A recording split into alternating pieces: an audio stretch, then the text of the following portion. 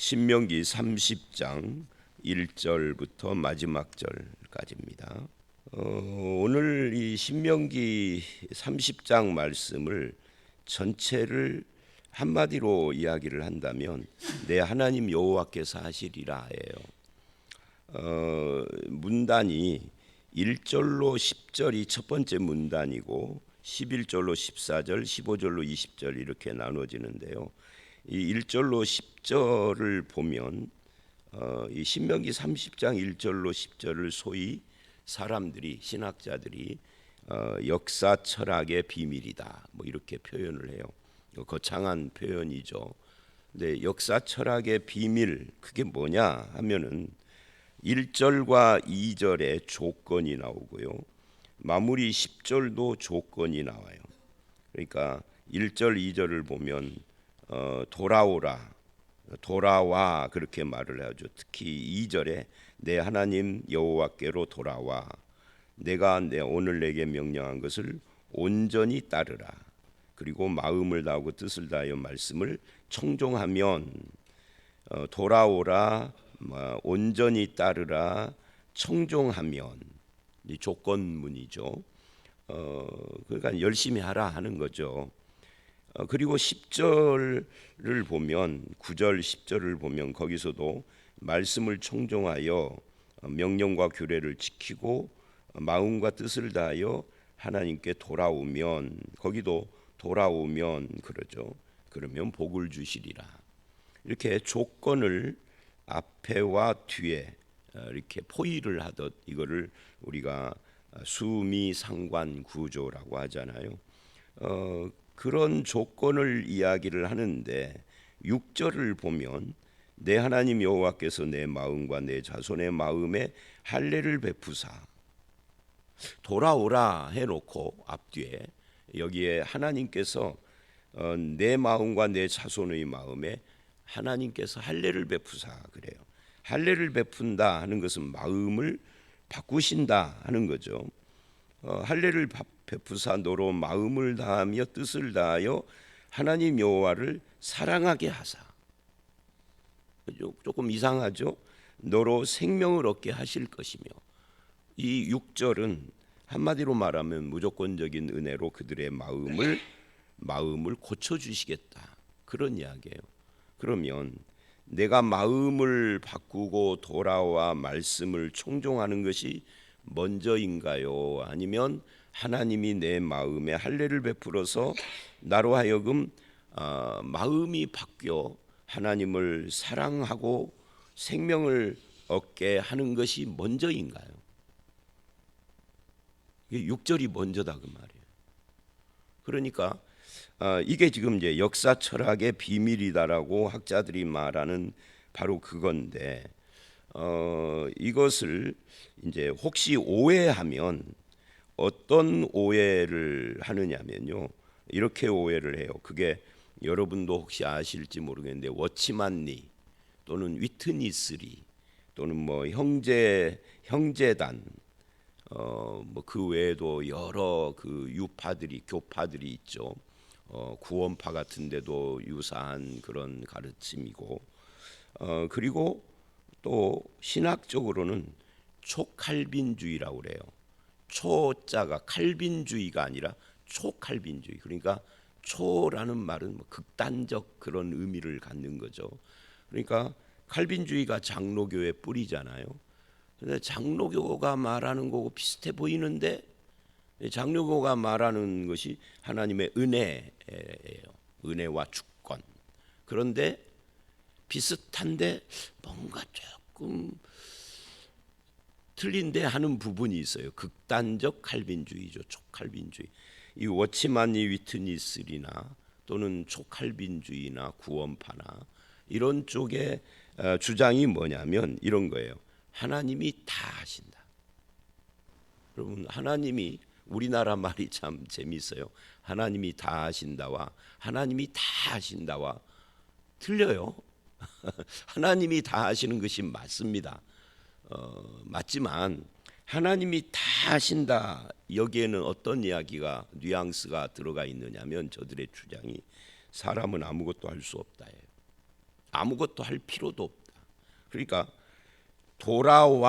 돌아오면을 빼버리고 6절만 강조하는 건 극단적이죠. 반대의 경우도 있겠죠. 인간의 자유의지가 다 한다. 그건 뭐예요? 6절을 빼버리고 1, 2절 오고 10절만 강조하는, 90절만 강조하는 거겠죠. 둘 다 틀린 거예요. 하나님이 다 하시는데 어떻게 다 하시느냐면 우리 마음을 바꿔서 내가 마음은 물론이고 몸으로도 돌아오고 하나님을 사랑하게 하시고 순종하고 청종하게 하시는 거죠. 그러니까 내가 하는 거잖아요. 사람이 하는데 하나님이 사람의 마음을 바꿔주시는 거지 사람은 아무것도 안 한다가 아니다 그 말이에요. 그러니까 겉으로 보면 사람이 다 하는 거죠. 속으로 보면 그 마음, 다 하는 사람의 마음을 바꾸시는 분이 하나님이다. 그래서 하나님의 역사, 주권, 은혜를 말할 때는 하나님이 다 하니까 우리는 감나무 밑에 입만 벌리고 있으면 아니 입도 벌릴 필요도 없어. 그냥 감이 떨어지면서 내 입이 저절로 벌려져. 이렇게 말하는 것은 잘못된 거다 하는 거예요. 자, 그래서 이런 이야기를 하면서 이것을 본문 자체에서 한번 이야기를 해 보도록 하겠습니다. 1절 내가 내게 진술한 모든 복과 저주. 이건 뭐죠? 이게 바로 언약의 복과 저주입니다. 신명기 26장부터 29장이 그 이야기였어요. 그것을 지금 마무리를 하는 거예요. 그래서 이 30장서부터는 신명기의 실질적 결론 부분이라고 할 수가 있겠죠. 그 복과 저주가 내게 임함으로 내가 내 하나님 여호와께로부터 쫓겨간, 이게 참 재미있는 표현이에요. 복과 저주라고 해놓고 그 다음에는 저주 이야기를 하는 거예요. 쫓겨갔다는 건 저주받았다는 거예요. 왜 저주를 받았죠? 이 언약의 말씀을 불순종해서 저주를 받은 거예요. 그래서 쫓겨갔습니다. 이게 뭐예요? 포로됐다는 거죠. 나라가 멸망하고. 그래서 그 쫓겨간 나라, 이방인 나라 가운데에서 이 일이 마음에서 기억나거든. 이 일이 기억난다 하는 것이 뭐예요? 우리가 바로 언약을 어겨서, 언약의 말씀을 어겨서 저주를 받은 것이다 라는 것이 마음에 기억난다 그 말. 여러분, 이 마음의 기억이 왜 날까요? 내가 막 잊어버린 거, 그게 뭐였지 해서 기억나는 건가요? 그거는 우리의 기억력 문제고, 여기서 말하는 기억은 기억력 문제가 아니라 신앙의 문제인 거죠. 그러니까 하나님을 불순종하고 말씀을 떠나서 이렇게 쫓겨간 그곳에서 우리가 하나님을 불순종하고 언약의 말씀을 떠나서 내가 이런 벌을 받는구나 라는 것이 생각났다 그 말이에요. 내 잘못의 원인이 어디 있는지에 대해서. 그러면 너와 내 자손이 내 하나님 여호와께로 돌아와. 그때 돌아와. 자기들이 돌아오고 싶어서 돌아오나? 여기서 돌아온다라는 말은 회개를 의미하는 겁니다. 회개하고 돌아오는 거죠. 그러니까 회개라는 것은 눈물을 흘리는 게 아닙니다. 방향을 바꾸고 돌아오는 겁니다. 돌아와 내가 오늘 내게 명령한 것을 온전히 따라. 말씀 불순종한 것을 말씀 순종으로 바꾸는 거죠. 그러니까 회개는 마음이 바뀌고 말씀을 순종하는, 이게 회개입니다. 그렇게 온전히 따라 마음을 다하고 뜻을 다하며 여호와의 말씀을 청종하면, 이게 청종이라는 말은 말씀을 듣고 순종하는 거예요. 듣기만 하면은 청종이 아닙니다. 순종을 하되 말씀 듣지 않고 순종을 하면 그거는 하나님의 순종하는 것이 아닙니다. 반드시 말씀을 듣고 들은 대로 순종하는 거예요. 그래서 모래 위에 지은 집, 반석 위에 지은 집 비유에서 말씀을 하시는 것은 집을 비유하는 것이고, 집을 비교하는 것이 아니라 이 바닥, 기초를 비교하는 거잖아요. 말씀을 듣고 그 말씀 위에다가 지었느냐, 말씀을 듣고 말씀과 상관없는 집을 지었느냐의 차이를 말하는 거라고요. 듣고 청종하면, 순종하면 그걸 청종입니다. 그러면 어떤 일이 일어나느냐? 2절 내 하나님 여호와께서 마음을 돌이키시고, 여기서 또 오해를 하면은 안 돼요. 하나님, 이거 보세요. 목사님은 그렇게 말하지 않았었는데 그동안 계속 하나님은 어저께 그저께인가도 제가 영원 불변하시고 회전하는 그림자도 없다고 그랬는데 하나님은 마음을 돌이키시지 않습니까? 하나님도 바뀌시는데요 라고 말하는 분들이 종종 있어요. 하나님도 후회하신다 뭐 이런 표현도 성경에 있고.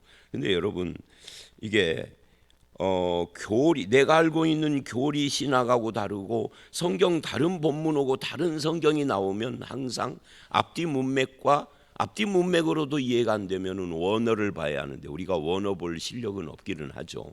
목사님 뭐 저도 원어를 가지고 줄줄 읽으면서 그 자리에서 막 해석하고 그럴 수 있는 실력은 없어요. 목사들 가운데 그런 사람은 거의 99.9% 없어요. 0.1% 정도 특별한 사람만 있는 거죠. 언어학을 집중 공부를 해서 박사 정도 된 사람만 그게 가능해요. 자, 그러나 우리는 그런 언어학자들의 도움을 이미 받고 있죠. 여기서 돌이키시고라는 말은 하나님도 어떤 것을 계획하고 그걸 하다가 이거 잘못됐구나 하고 후회하고 바꾼다는 의미가 아니에요.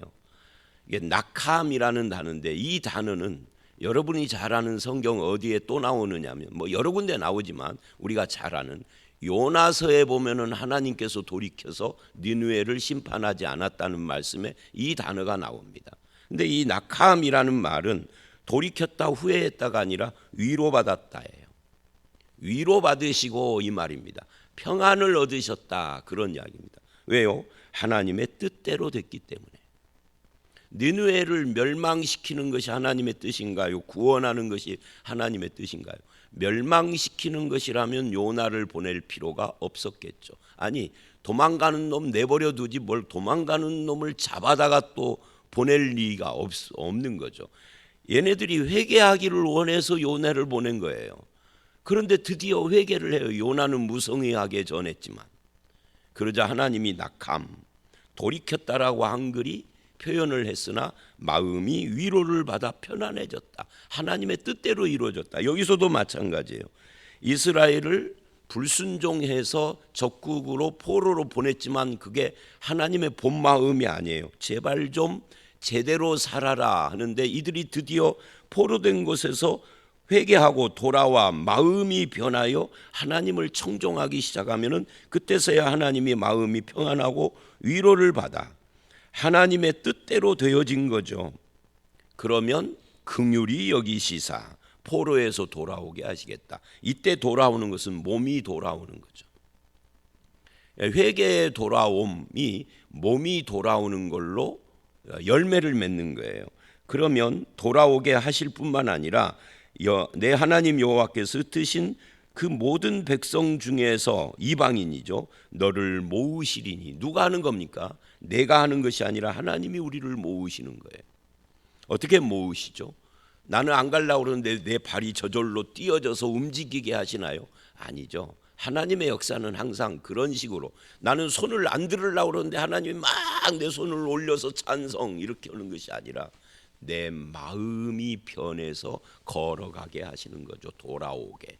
내 마음이 변해서 손을 들게 하시는 거죠. 내 마음이 변해서 말을 하게 하시고 고백하게 하시는 거죠. 하나님이 그렇게 하신다 그 말이에요. 이렇게 그래서 우리는 뭐라고 그러는 거예요? 이런 걸 하나님의 은혜다라고 하는 겁니다. 하나님의 뜻이 이루어졌다. 또 4절 내 쫓겨간 자들이 하늘가에 있을지라도 하늘가에 있다 이 말은 거의 불가능한 먼 곳에 간다 할지라도 그 말이죠. 내 하나님 여호와께서 너를 모으실 것이며 너를 이끄실 것이라. 이 모으시고 이끄시는 것은 나는 안 가려고 하는데 억지로가 아니라 자발적으로 하는 거예요. 이거를 에스라서를 보면 알 수가 있죠. 에스라서에서 이제 고레스 왕이 명령을 했어요. 유대인들 중에 자기 고향 성전 지으러 예루살렘으로 갈 사람들은 다 가라 하고 물자도 지원해 주겠다 그러는데 유대인들이 70년을 바벨론에서 처음에는 노예로 끌려왔고 포로로 왔지만 70년 세월이 지나니까 거기서 돈 벌고 종착해서 살만해요. 그러니까 1, 2, 3차 토탈 다 해서 5만 명 말고는 안 와.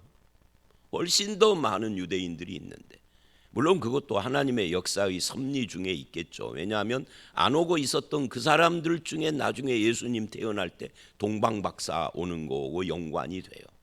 뭐 그런 거 저런 거 있고, 또 그 뒤에 선교 시대에는 사도들이 여기저기로 막 흩어진, 우리는 바울의 선교만 사도행전에서 보는데 나머지 12 사도들의 선교는 모르잖아요.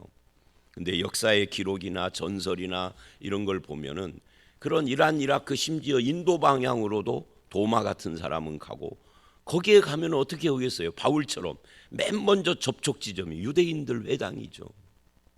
우리 사도행전에서 보잖아요. 이게 접촉 지점이죠. 거기서 시작해서 이방인들에게로 복음이 들어가는 거잖아요. 하나님의 섭리다 그런 말이에요. 그러나 그들 중에 어떤 사람들, 더 많은 사람들은 마음이 안 움직였어요. 움직인 사람들만 오는 거예요. 그래서 하나님께서 그렇게 돌아오게 하시고, 그래서 5절 번성하게 하며, 6절 그게 이제 하나님의 은혜, 이 3절로 5절에 나왔던 돌이키시고 돌아오게 하시고 모으시고 번성하게 하시는 이것을 다시 요약을 한 거예요. 내 하나님 여호와께서 내 마음과 내 자손의 마음의 할례를 베푸사. 마음의 할례, 로마서 2장이 말하는 할례는 육체의 할례가 아니다. 마음의 할례다. 이 외면적 할례가 아니라 이면의 할례가 중요한 것이다. 그게 마음을 말하는 거예요. 마음이 할례를 받는다는 건 마음이 바뀐다는 거고, 할례 원래 의미는 나는 죽고 내 육체의 힘으로 하는 것이 아니라 하나님께서 하신다를 인정하는 거거든요. 그래서 할례를 베푸사 마음을 다하고 뜻을 다하여 하나님 여호와를 사랑하게 하고 생명을 얻게 하시고, 그러니까 할례를 베푸는 것도 하나님, 사랑하게, 하나님을 사랑하게 하시는 것도 하나님, 생명을 얻게 하시는 분도 하나님. 하나님이 하시는데 네 말로, 네 발로, 네 손으로 하게 하신다. 그 말을 지금 하는 겁니다. 그래서 우리는 내가 하는 모든 일에 내가 자랑할 것이 있어요, 없어요? 없는 거죠. 오직 내가 하는 모든 일의 열매가 아무리 훌륭해도 하나님이 하셨습니다 라고 고백을 하는 겁니다. 다만 촉할빈주의자의 잘못된 그런 신앙만 경계하시면 돼요. 그 다음에 7절, 하나님 여호와께서 내 적군과 너를 미워하고 핍박하던 자에게 이 모든 저주, 그러니까 반대로 하는 거죠. 이스라엘에게 내렸던 것을 적에게 내리신다는 거죠. 너는 돌아와 말씀을 청종하고 명령을 행할 것이라. 하나님이 하시는 일, 내가 할 일, 이렇게 이야기를 합니다. 여기서 또 오해가 생겨요. 아, 그러면 하나님이 반하고 내가 반하는구나. 이걸 신인협력설이라고요. 이걸 알미니안주의라고도 하죠. 근데 그것도 성경이 말하는 걸 오해한 겁니다.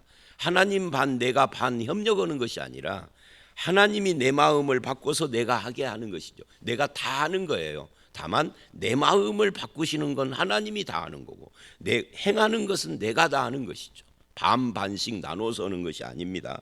지금 그 이야기를 쭉 해오고 있어요. 9절로 10절, 내가 내 하나님 여호와의 말씀을 청종하여 율법에 기록된 명령과 규례를 지키고 마음과 뜻을 다하여 여호와 내 하나님께 돌아오면, 인간이 하는 거예요. 여호와께서 내게 복을 주시되, 사실은 인간이 했지만 그 마음을 변화시킨 건 누구라고요? 하나님이에요. 그러면 마치 하나님은 아무것도 안 하신 것처럼 네가 다 했구나. 그리고 뭐를 한다는 거예요? 복을 주시사 너를 기뻐하고 복을 주시겠다. 복 주시겠다는 말을 2번이나 해요. 우리 복 좋아하잖아요. 이런 거고 같은 거예요. 자녀를 키울 때 보면은 부모가, 예를 들면 부모가 어린아이, 이제 태어난 지 뭐 한 몇 개월 안 된, 한 1년 정도 돼서 겨우 앉아서 뭐 잡고 일어나서 걷기도 하고 막 이러는 1년 조금 안 된 그런 아이가 하는 행동을 보고, 근데 그 하는 행동, 예를 들어서 뭘 집으라 그랬는데 집었어요. 그런데 이 집으라 하고 엄마가 뭐를 해요? 그 집으라 한 것을 애 발 앞에다 갖다 밀어주죠. 그러면 애는 이거 집으라는 줄 알고 집는 거잖아요. 멀리 있는 거를 가리키면서 저걸 집으라 하면 애가 어떻게 해요? 못하죠. 그런데 사실은 집으라 할 때 앞에다 갖다 밀어주었단 말이죠. 그리고 집었더니 엄마가 그걸 영상으로 찍어서 자기 동서들한테 다 뿌려. 우리 애가 아직 7개월 8개월밖에 안 됐는데 말귀도 다 알아듣고 집을 하니까 집기도 오고 얼마나 똑똑한지 모른다. 근데 사실 엄마가 또 밀어줬잖아요. 그 이야기예요. 하나님께서 그렇게 하신다는 거예요. 돌아오도록 마음을 바꾸고 할례로 다 행해 주시고 해놨으면서도 돌아오면 야 잘했다, 역시 이스라엘 백성 내 백성이다라고 칭찬하고 복 주시겠다는 거예요. 이게 하나님 아버지의 마음이에요. 이 원리는 신약에서도 안 변합니다. 신약에서도 똑같습니다. 마음에서 역사하는 분이 누구냐 할 때 구약은 그냥 뭉뚱그려서 하나님 그러고, 신약에서는 이걸 네 마음에서 역사하시는 분은 삼위일체 중에 삼위 성령님이 하시는 거야. 이렇게 좀 더 구체적인 이야기를 하는 것만 빼놓고는 똑같아요. 구약하고 구조가. 그래서 우리의 신앙의 구조도 같은 거죠. 그거를 인정을 하는 겁니다. 그거를 뭐라고 그래요? 겸손이라고 그러고 은혜라고 하고 그러는 거죠. 하나님의 은혜 앞에 겸손한 거죠. 그 다음에 11절로 14절, 이 말씀을 순종하고 돌아와 지키면이라고 해놓고, 이게 지금 제가 비유로 말한 거고 똑같아요. 엄마가 이 물병을 아이 앞에 발 앞에다 갖다 바짝 갖다 주고 뚜껑을 집어라라고 하는 거고 똑같아요. 어떤 때는 뚜껑이 뭔지 모를까 봐 뚜껑을 살짝 열어서 이렇게 해줘. 그리고 집으면 박수 치는 것처럼 하나님의 말씀을 청종하고 순종하고 돌아와 말씀을 지키면 라고 해놓고 11절로 14절은 뭐냐면 이런 말씀을 합니다. 한마디로 말하면 이 말씀은 멀리 있는 것이 아니고 어려운 것이 아니다. 네 발 앞에다 갖다 주었잖아. 네가 모를까 봐 뚜껑까지 열어주었잖아. 그거 네가 잡기만 하면 돼. 멀리 있는 것이 아니야. 어려운 것도 아니야. 너에게 매우 가까이 있는 것이다.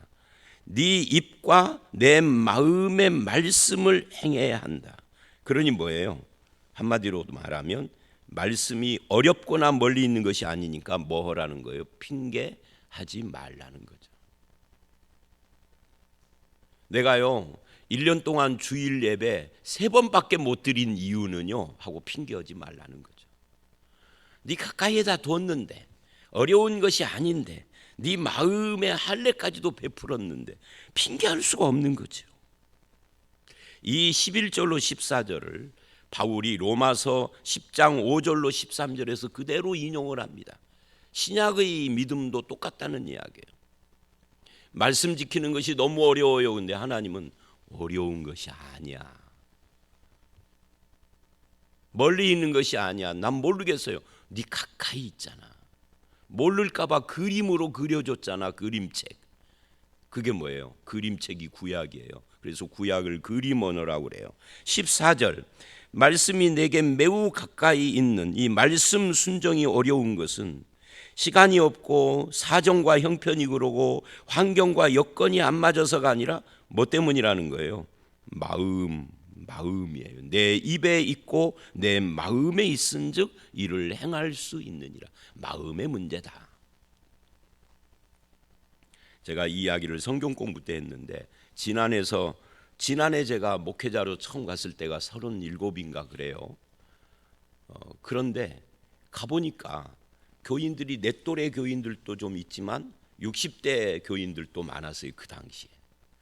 근데 이분들하고 성경 공부를 하면, 성경 공부를 1시간 반 2시간을 실컷 오고 나면 항상 끝에 가서 결론이 이래요. 성경 공부 끝나고 기도도 딱 기도까지 끝나고 이제 헤어지면 되는데 그때 초치는 이야기를 하시는 거예요. 이 60대 집사님, 권사님들이.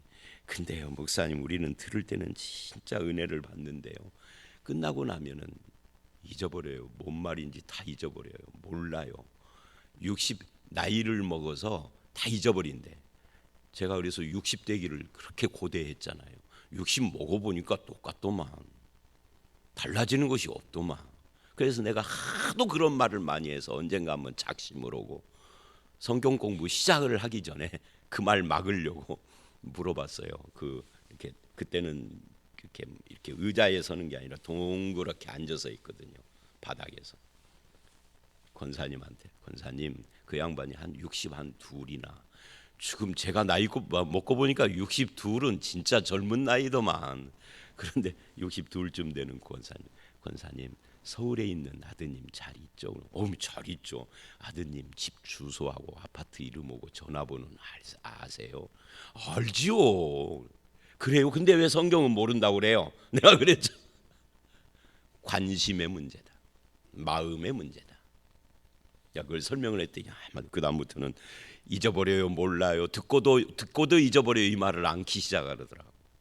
아니, 서울에 있는 아들은 그렇게 어려운 아파트 부산에 어딘가 아파트는 내가 요즘 들은 이야기인데 아파트 이름이 23장가 그런다면서요. 23장가 13장가 하여튼 시어머니 못 오게.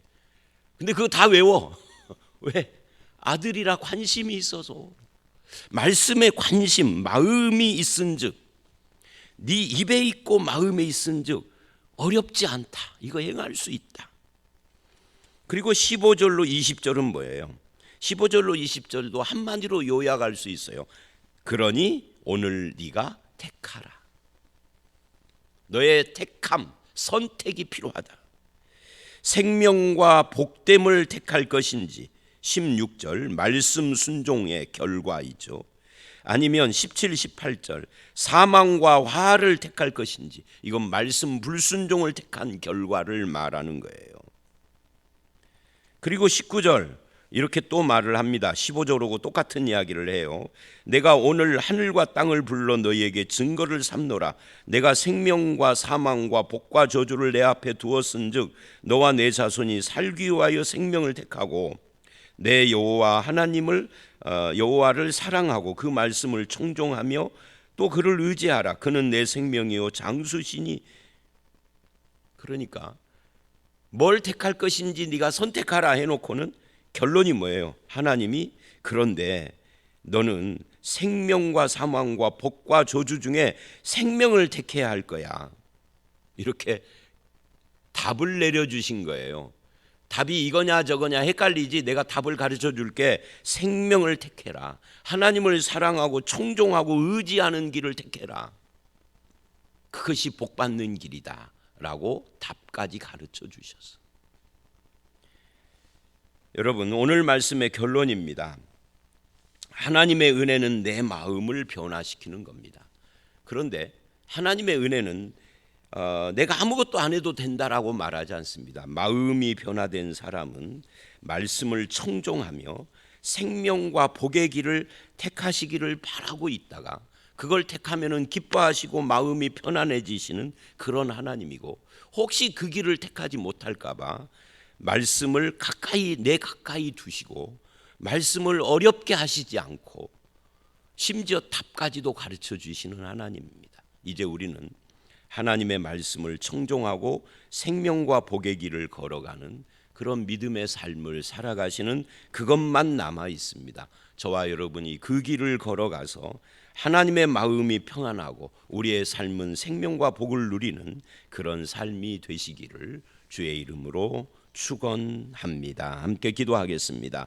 하나님 아버지, 감사합니다. 우리의 마음에 할례를 베푸사 여호와를 사랑하고 생명을 얻게 하시며 그런 하나님이 우리 속에서 역사하시사 마음을 돌이켜 주를 청종하기를 원하시고, 그렇게 청종하는 것을 못하실까 봐 늘 마음을 나의 마음에 가까이 있게 하시며 어려운 말씀을 하지 아니시고 생명과 복의 길, 사망과 화의 길 중에 생명의 길을 택해야 한다라고 답까지 가르쳐 주시는 그런 하나님이십니다. 그 하나님의 은혜를 떠나지 않게 하시고 말씀을 멀리하지 않게 하시고 순종하며 청종하는 복된 주의 길을 걸어가는 우리 모두가 되도록 주님 인도하여 주시옵소서. 순종할 수 있는 힘까지 주시는 좋으신 하나님과 늘 동행하는 우리의 하루하루 인생이 되기를 원하옵고 예수님 이름으로 기도드렸사옵나이다. 아멘.